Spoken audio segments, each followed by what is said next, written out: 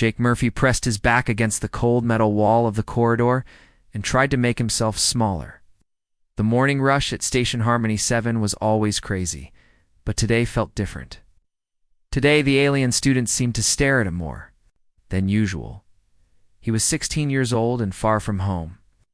New Texas Colony felt like 1,000,000 miles away from this spinning metal world in space. His parents had been so proud when he got accepted to the Galactic Academy. They said it was a chance for humans to prove they belonged with the other species in the Federation. Jake wasn't so sure about that anymore. A group of Zenthari students walked past him, their blue skin gleaming under the bright lights.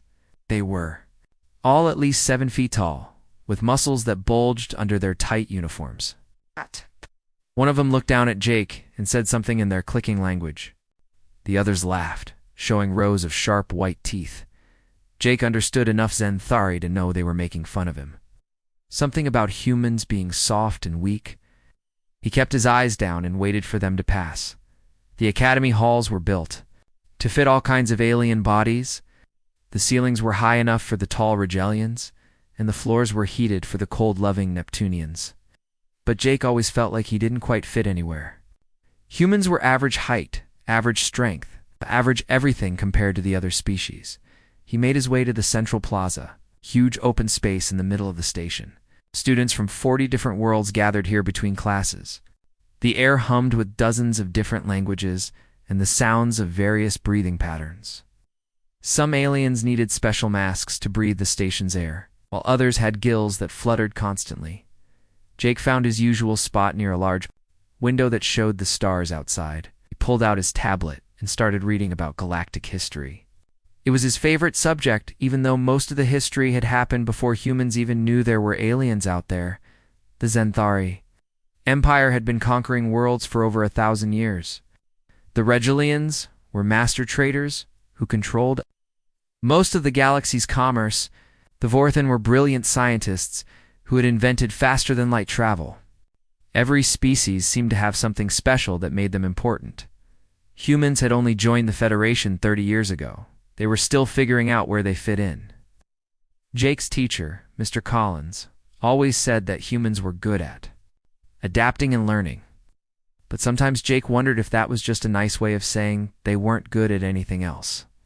"Look what we have here," a deep voice said above him. Jake looked up to see Commander Vextel standing over him. The Zenthari military instructor was even bigger than the students, with scars covering his blue skin and medals hanging from his chest. His eyes were bright yellow and cold as ice.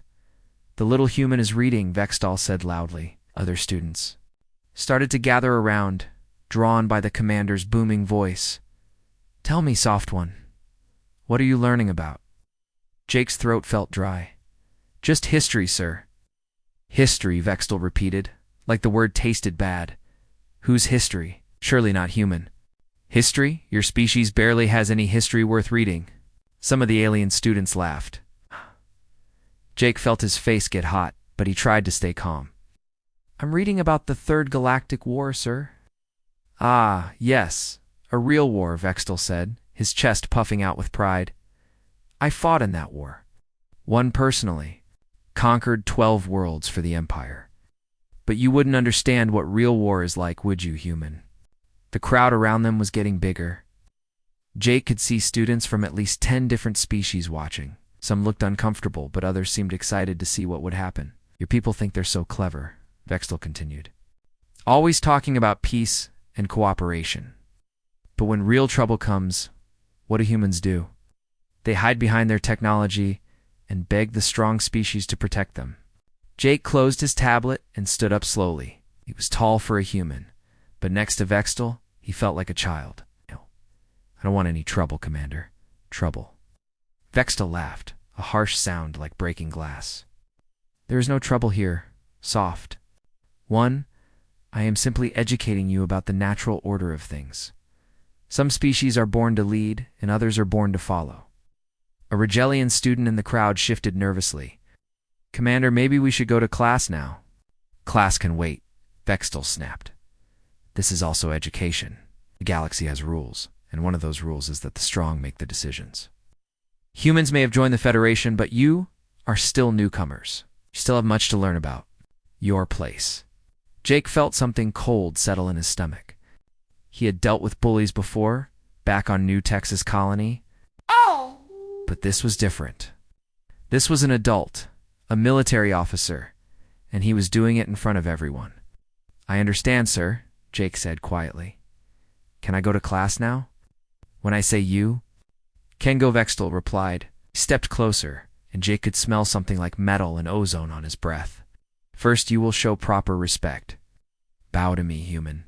Show everyone here that your species knows its place. The plaza had gone completely quiet. Even the background hum of the station's systems seemed to fade away. Dozens of alien eyes watched Jake, waiting to see what he would do. Jake felt his hands start to shake. Not from fear exactly, but from something else. Something that made his vision sharper and his hearing clearer.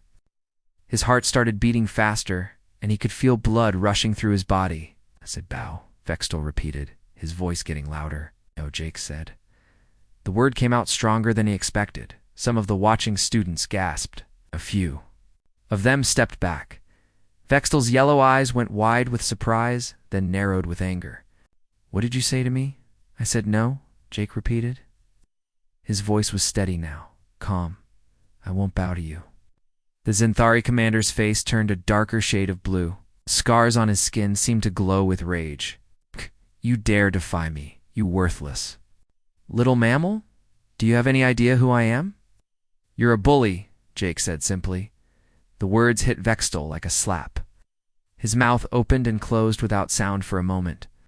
Then his face twisted into something ugly and dangerous. I am Commander Vextel of the Zenthari Imperial Fleet, he snarled. I have killed more enemies than your entire pathetic species has soldiers. I have burned worlds and scattered their ashes across the void. And you insignificant speck of flesh, dare to insult me? Jake didn't move. Something was happening inside him, something he didn't fully understand. It was like a door in his mind was slowly opening, showing him things he had never seen before. The way Vextel moved, the position of his feet, the angle of his shoulders. Weak spots. Vulnerabilities. I think you should leave me alone, Jake, said Vextel, threw back his head and laughed. Or what, human? What will you do to stop me? He reached out with one massive hand and grabbed Jake's shoulder.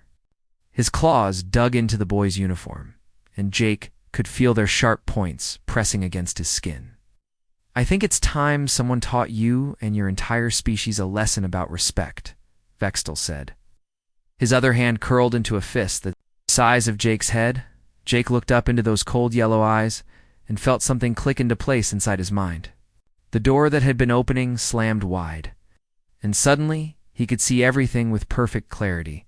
Commander Vextel pulled back his fist, ready to teach this impudent human boy a lesson he would never forget. He had no idea that he was about to learn a lesson of his own. Commander Vextel's fist hung in the air like a weapon ready to strike. The plaza had become so quiet that Jake could hear the aliens breathing.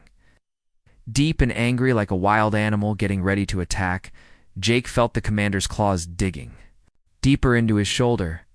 Blood was starting to seep through his uniform, but he didn't cry out. Something inside him was changing, getting stronger and colder at the same time. This is your last chance, human, Vextel said through his sharp teeth. Bow down and beg for forgiveness, and maybe I will only break a few of your bones instead of all of them. The crowd of students pressed closer, but not too close. Everyone could feel the danger in the air. A Neptunian girl near the back was making soft crying sounds. Two Regeline boys whispered to each other in their trade language, probably placing bets on how long the human would last. Jake looked around at all the watching faces. Some looked scared, others excited. A few seemed sad, like they knew they were about to watch something terrible happen. But none of them moved to help him. None of them told the commander to stop. That was when Jake realized something important. He was completely alone. Well, Vextel demanded, I'm waiting for your answer, soft one. Jake turned his eyes back to the commander's yellow gaze. Gave you my answer? Vextel's face went from angry to furious. The blue skin around his eyes turned almost purple. Then you have chosen pain, human. Let this be a lesson to your entire worthless species. The commander's fist started moving toward Jake's face. It was huge and covered with scars from old battles. Jake could see the thick knuckles that had probably crushed the skulls of Vextal's enemies across the galaxy. But as the fist got closer, something strange happened. Time seemed to slow down. Jake could see every detail of the approaching hand, every line and mark on the blue skin. He could count the individual droplets of sweat flying off the commander's arm. His mind started working in ways it never had before. Numbers and angles filled his thoughts. The speed of the punch, the weight behind it, the exact moment when it would hit his face. But more than that, he could see weaknesses. Places where Vextal was off balance. Spots where his own body was exposed. Jake had never been in a real fight before. Back on New Texas Colony, the worst trouble he got into was arguments with other kids about hoverball games. But now, facing this alien warrior who had killed more people than Jake could count, he felt like he had been fighting his whole life. The fist was only inches from his face. When Jake moved, his left hand shot up faster than anyone watching could. Follow. His fingers wrapped around Vextal's thick wrist, stopping the punch completely. The sound of the impact echoed through the plaza like a gunshot. Vextal's confident expression changed to confusion. He tried to push his fist forward, using all his strength. His muscles bulged, and his face turned darker blue from the effort. But Jake's hand held his wrist like it was locked in place. "What?" Vextal gasped. Jake looked up at him with eyes that had gone completely cold. "I said, leave me alone." The watching students started murmuring to each other. This wasn't supposed to happen. Humans were supposed to be weak. They were supposed to be soft and easy to break. But this human boy was. Holding back a Zenthari warrior like it was nothing. Vextal tried to pull his arm free, but Jake's grip only got tighter. The commander's yellow eyes went wide as he felt the human's fingers pressing into his wrist. The pressure was incredible, like being caught in a metal clamp. "Let go of me," Vextal ordered, but his voice cracked a little. "No," Jake said simply. He squeezed harder. The sound of cracking bone filled the air. Vextal screamed, a high-pitched sound that no one expected from such a big creature. His knees buckled, and he tried to drop down to relieve the pressure on his wrist.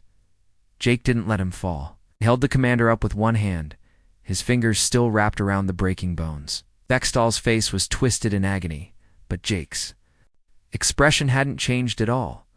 He looked calm, almost bored.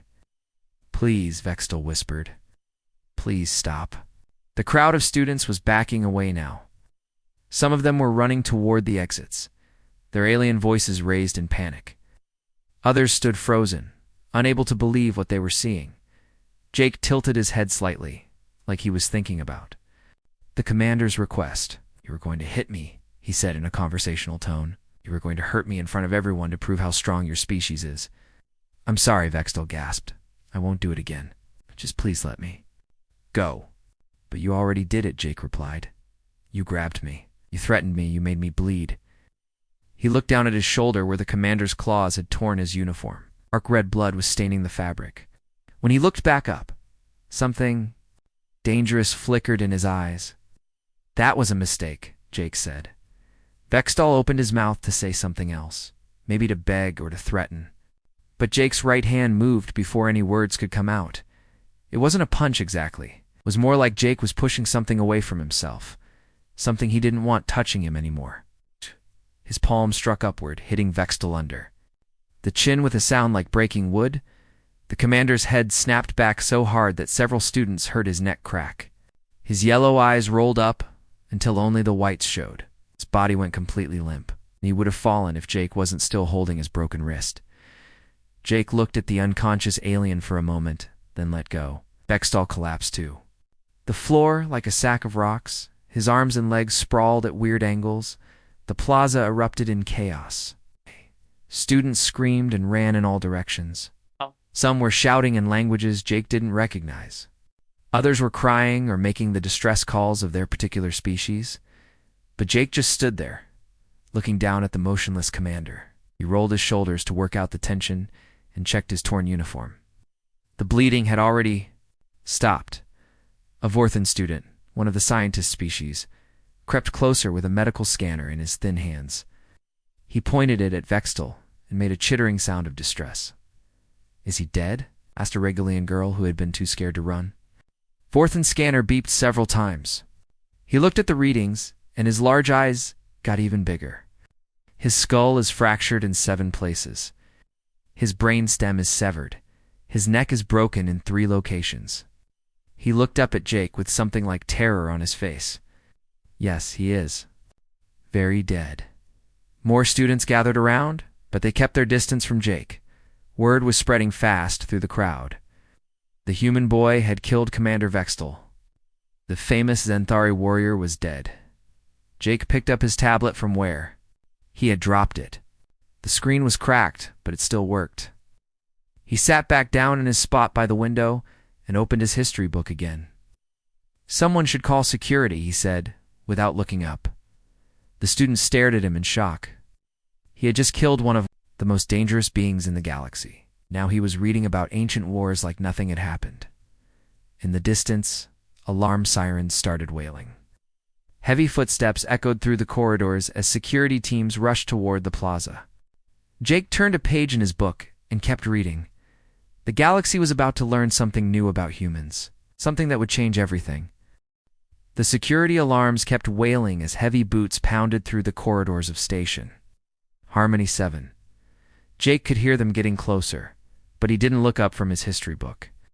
The words on the screen talked about old battles and forgotten wars, but they seemed less interesting now than they had an hour ago. Around him, the plaza was still in chaos. Most of the students had run away, but some remained hidden behind pillars and benches, watching him like he was a dangerous animal that might attack again.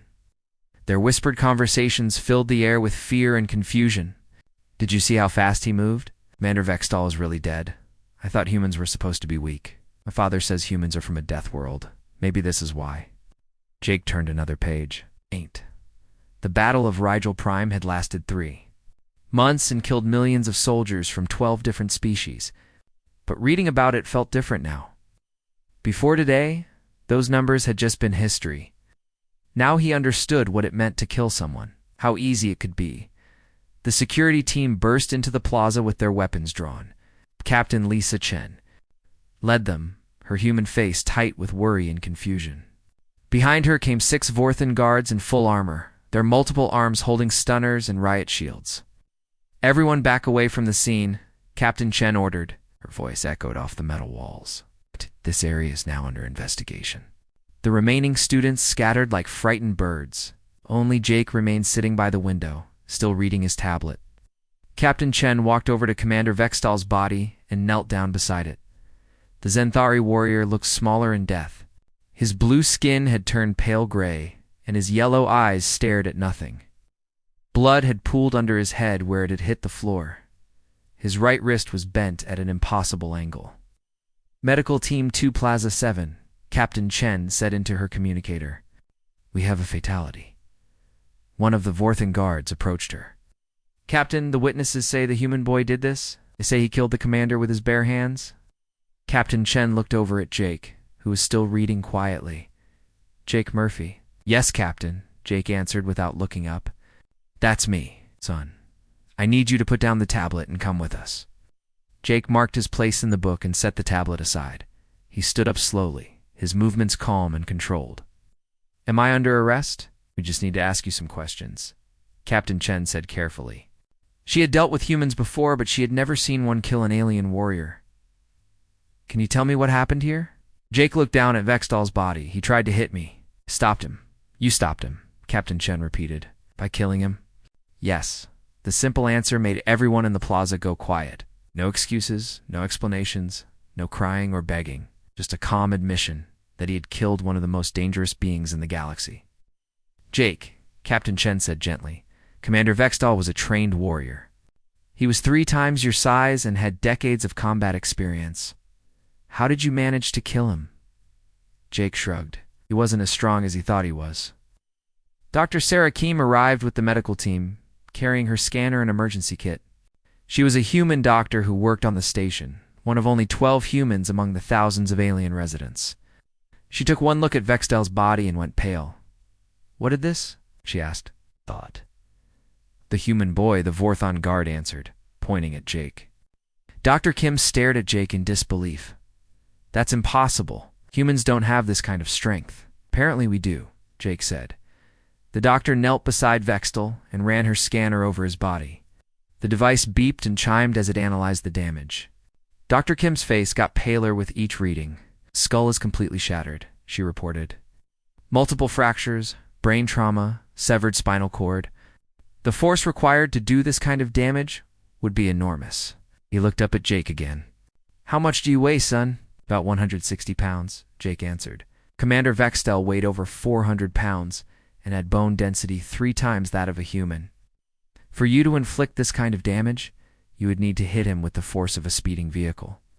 Jake didn't say anything.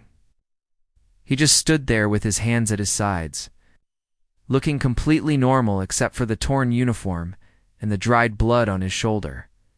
Captain Chen's communicator crackled. Captain, this is Station Command. We're getting reports from across the galaxy. Something's happening with humans everywhere. What kind of reports? Captain Chen asked. Colony ships under attack are fighting back successfully. Mining operations in hostile environments are reporting no casualties. Human soldiers in combat. Zones are showing capabilities far beyond their previous ratings. Captain Chen looked at Jake with new understanding. It's not just you, is it? I don't know what you mean, Jake said. Your species, you've been hiding what you can really do. Jake thought about that for a moment. We weren't hiding anything. We just didn't know. More security personnel arrived, including Admiral Stone, the station commander. He was a tall Regilian with silver skin and 4 arms. His usually calm demeanor was cracked with worry. Captain Chen, report, he demanded. Sir, we have a dead Zenthari commander and a human student who claims to have killed him in self-defense. Admiral Stone looked at Jake, then at the body, then back at Jake. This human child killed Commander Vextel. Yes, sir. The Admiral walked over to Jake and looked down at him. Even for an alien, Admiral Stone was intimidating. He had commanded fleets in 3 different wars and governed space stations for over 30 years. But when he looked at Jake, something in his expression changed. Son, he said carefully, do you understand the implications of what you've done? Jake met his gaze steadily. He was going to hurt me. I protected myself. Commander Vextel was one of the most feared warriors in the Zenthari Empire. He'd killed thousands of enemies in personal combat. And you defeated him in seconds. He shouldn't have grabbed me, Jake said simply. Admiral Stone's 4 hands clenched into fists. Do you feel any remorse? Any guilt for taking a life? Jake considered the question seriously. No, sir. Should I? The honest answer sent a chill through everyone present. This wasn't a traumatized child who had killed in a moment of panic. This was someone who had eliminated a threat and felt no more emotion about it than stepping on an insect. Dr. Kim finished her examination and stood up. Admiral, I need to run some tests on the human. If he can generate this kind of force, we need to understand how his body works. I'm not a lab rat, Jake said quietly. Something in his tone made everyone step back slightly. It wasn't a threat exactly, but it carried the same calm certainty he had shown when he killed Vextel. Captain Chen held up her hands. Nobody's going to experiment on you, Jake. But we do need to understand what happened here. What happened is simple, Jake replied. A bully tried to hurt me, and I stopped him. End of story. But everyone in that plaza knew it wasn't the end of the story. This was just the beginning. Word of what had happened was already spreading through the station's communication networks. Soon, it would reach the galactic news services. And then the entire galaxy would know that humans were not what they seemed to be. Jake picked up his tablet and looked at Captain Chen. Can I go back to my room now? I have homework to finish. The captain nodded slowly. Yes, but don't leave the station. We'll have more questions later. Jake walked away, leaving behind a room full of aliens who were seeing his species in a completely new light. As he disappeared into the corridor, Admiral Stone turned to Captain Chen. Contact Earth Command immediately, he ordered. Tell them we need to talk. 3 hours after Commander Vextel died, the news hit the galactic networks like a bomb. Every species in the Federation was talking about the same thing. Human teenager had killed a Zenthari warrior with his bare hands. Jake sat in his small dormitory room, trying to focus on his math homework. The numbers on his tablet screen seemed simple now, almost boring. Everything felt different after what happened in the plaza. Colors looked brighter, sounds were clearer, and he could feel his heartbeat in perfect rhythm. His door chimed. "Come in," he called. Captain Chen entered with Dr. Kim and a man Jake didn't recognize. The stranger was human, middle-aged with gray hair and kind eyes. He wore a simple uniform with no military markings. "Jake, this is Dr. Alex Rodriguez, Captain," Chen said. "He's a scientist who studies different species. He'd like to talk to you." Dr. Rodriguez sat down across from Jake. "Hello, son. How are you feeling?" "Fine," Jake answered. "A little tired, maybe." "That's normal after what you went through. Can you tell me about the moment when you grabbed Commander Vextel's wrist?" Jake closed his math tablet. "It was like I suddenly knew exactly what to do. I could see where he was weak, where he was off balance. It was easy to kill a trained warrior. Easy to stop him from hurting me." Dr. Rodriguez made notes on his own tablet. "Jake, has anything like this ever happened to you before? Times when you felt unusually strong or fast?" Jake thought about it. "Sometimes when I was younger, I would get really angry and my parents would tell me to calm down. They said I might hurt someone if I wasn't careful. Did you ever hurt anyone?" "No, I learned to control it." Dr. Kim leaned forward. "Control what exactly?" Jake struggled to find the right words. "The feeling. Like there's something sleeping inside me that wants to wake up. Today it woke up." While they talked, Captain Chen's communicator kept buzzing. With incoming messages, reports were flooding in from across the galaxy. A human mining crew on Kepler-4 for to be head fought off a pack of iron wolves that should have killed them all. Human colonists on New Osaka had survived a meteor strike that destroyed their main habitat, then rebuilt it in record time. Human peacekeepers on the Vega border had ended a 3-year war in 6 hours. "Captain," came Admiral Stone's voice through the communicator, "we need you in the command center immediately. We're getting calls from the Zenthari Empire." "Captain." Chen looked at Dr. Rodriguez. "Keep talking to him. I'll be back." She left the room, and Dr. Rodriguez turned back to Jake. "Son, I want to show you something."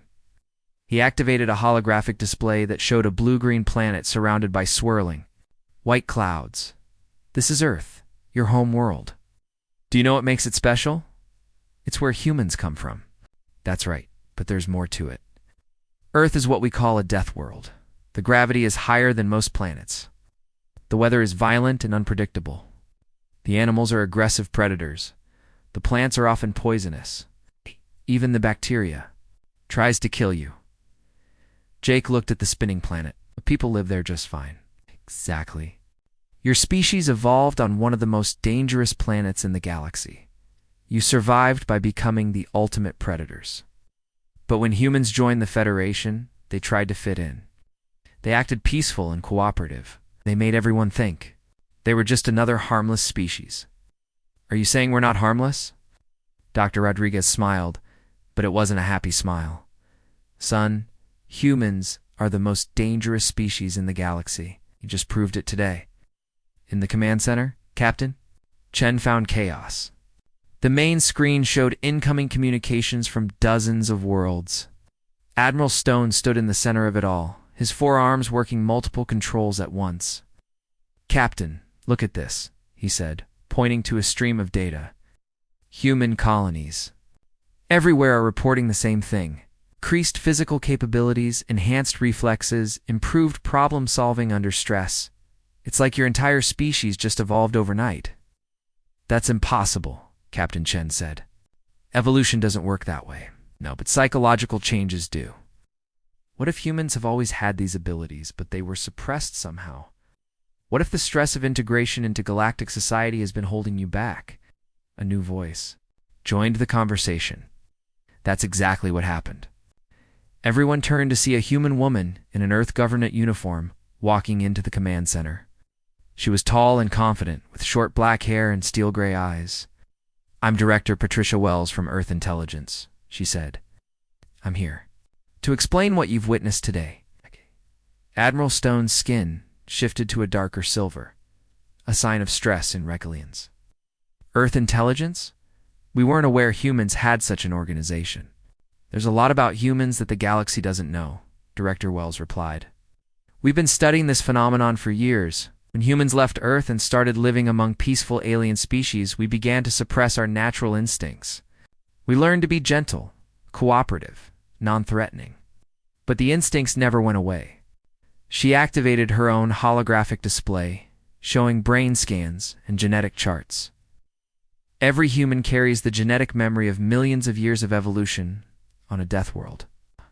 We're built to be survivors, fighters, killers when necessary. We've been trying so hard to fit in that we forgot what we really are. And today? Captain Chen asked. Today, one of our children was threatened with death. The psychological barriers broke down. Jake Murphy became what humans were always meant to be. Back in the dormitory, Jake was looking at pictures of Earth's animals on Dr. Rodriguez's tablet. Lions, sharks, bears, wolves, spiders, snakes. Every creature seemed designed to kill something else. These all lived on your planet at the same time as early humans, Dr. Rodriguez said. Your ancestors had to compete with all of them for survival. They had to be smarter, faster, and more ruthless than anything else on Earth. And we won, Jake said quietly. You more than won, you dominated. Humans became the apex predator of the most dangerous planet in the galaxy. But when you joined the Federation, you tried to pretend you were something else. Jake's communicator chimed with an incoming message. It was from his parents on New Texas Colony. His mother's face appeared on the screen, her eyes red from crying. Jake, are you okay? We heard what happened. Are you hurt? I'm fine, Mom. Nobody hurt me. The news says you killed someone. Jake nodded. He was going to hurt me. I had to stop him. His father appeared beside his mother. Son, are you in trouble? Do you need us to come get you? No, Dad. I think I'm where I need to be. After he ended the call, Jake looked at Dr. Rodriguez. What happens now? Now the galaxy learns the truth about humans. Your species isn't going to be underestimated anymore. Jake stood up and walked to his window. Outside, he could see alien students walking through the station corridors. But they were different now. They moved carefully, looking over their shoulders. They whispered to each other in nervous voices. They're afraid of me, Jake said. They're afraid of what you represent, Dr. Rodriguez corrected. The realization that humans are not what they seem to be, and maybe the most dangerous species in the galaxy, has been living among them all along, pretending to be harmless. Jake watched a group of Zenthari students pass by his window. They saw him looking out and immediately changed direction, taking a longer route to avoid walking near his dormitory. Good, Jake said softly. They should be afraid. Dr. Rodriguez felt a chill run down his spine. The boy's voice had carried. No anger, no hatred, just a calm, matter-of-fact acceptance of his new reality. Humanity had revealed its true nature to the galaxy, and the galaxy would never be the same. 6 months after Jake Murphy killed Commander Vexdell, the galaxy looked very different. The event that started in a school plaza had changed everything between humans and the other species in the Federation. Jake walked through the corridors of Station Harmony 7, and the crowds parted before him like water. Alien students pressed themselves against the walls when he passed, their eyes following his every movement. They whispered in their various languages, but Jake had learned enough. Alien words to understand what they were saying. Death Worlder, Apex Predator, Hidden Killer. He didn't mind the names. They were more honest than the old ones, like peaceful and harmless that humans used to be called. The Galactic Council had met 17 times since the incident. Each meeting was longer and more heated than the last. Some species wanted humans removed from the Federation entirely. Others wanted them restricted to their own worlds. A few brave voices suggested that maybe it was time to treat humanity as what they really were. It's the most dangerous species in known space. Jake entered his advanced combat training class. It was a new course that had been created just for humans. After the truth came out.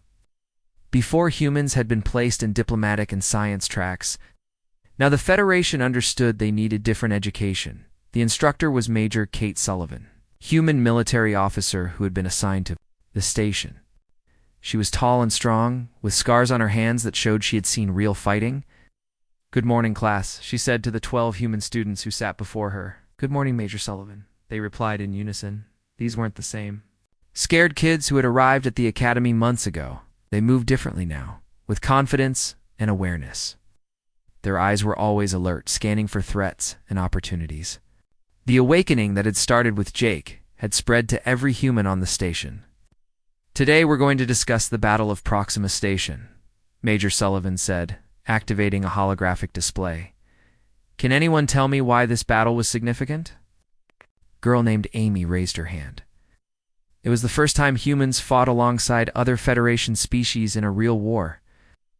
"Correct. And what was the outcome?" "The human units suffered 0 casualties, while the alien units lost 60% of their forces," said a boy named Tony. "Command decided humans were too valuable to risk in regular combat." Major Sullivan nodded. The other species learned something important that day. They learned that humans don't just survive in dangerous situations, we thrive in them. Jake listened, but didn't participate much in class discussions. He had become something of a legend among the human students. The boy who had started the awakening. The one who had shown the galaxy what humanity really was. After class, Jake went to his usual spot in the plaza, where he had killed Vextel. The bloodstains had been cleaned away, but everyone still avoided that area. Jake sat by the window and opened his tablet, not to read history this time, but to watch the news. The lead story was about the Zenthari Empire's new policies toward humans. After losing their greatest warrior to a human teenager, they had declared all human colonies off-limits to Zenthari military operations. The proud warrior race that had conquered half the galaxy was now afraid to fight humans. Other species had made similar decisions. The Vorthon Republic had offered humans exclusive trading rights. The Rigelian Confederation had proposed a defense alliance. Everyone wanted to be friends with humanity now that they knew what humans could do. Captain Chen found Jake in his usual spot.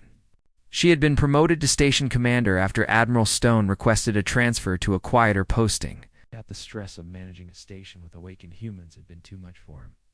"How are you doing, Jake?" she asked, sitting down across from him.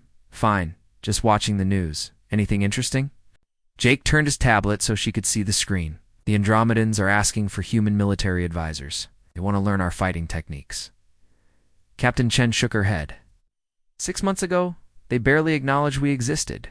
They want to learn from us? "Fear changes things," Jake said simply. "Is that what you think this is about?" Fear, Jake looked out at the stars through the window. "Partly, but it's also about respect. For the first time, the other species see us as we really are." "And what are we really?" Jake was quiet for a long moment. "Survivors, killers when we need to be. The children of a world that tried to destroy us for millions of years and failed." A group of alien students walked by, giving Jake's area a wide berth. Among them was a young Zenthari, probably the son of some important family. When he saw Jake, his blue skin went pale, and he quickened his pace.